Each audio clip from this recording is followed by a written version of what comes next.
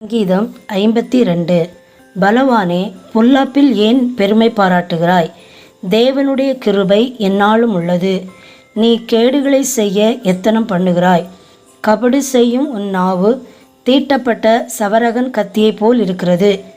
நன்மையை பார்க்கிலும் தீமையையும், யதார்த்தம் பேசுகிறதை பார்க்கிலும் பொய்யையும் விரும்புகிறாய். கபடமுள்ள நாவே, சங்கரிக்கும் சகல வார்த்தைகளையும் நீ விரும்புகிறாய். தேவன் உன்னை என்றென்றைக்கும் இராதபடி அழித்து போடுவார். அவர் உன்னை பிடித்து உன் வாசஸ்தலத்திலிருந்து பிடுங்கி நீ ஜீவனுள்ளோர் தேசத்தில் இராதபடிக்கு உன்னை நிர்மூலமாக்குவார். நீதிமான்கள் அதை கண்டு பயந்து அவனை பார்த்து நகைத்து, இதோ தேவனை தன் பலனாக எண்ணாமல் தன் செல்வ பெருக்கத்தை நம்பி தன் தீவினையில் பலத்து கொண்ட மனுஷன் இவன்தான் என்பார்கள்.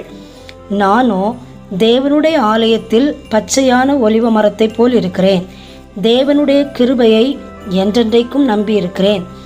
நீரே இதை செய்தீர் என்று உம்மை என்றென்றைக்கும் துதித்து உமது நாமத்திற்கு காத்திருப்பேன்.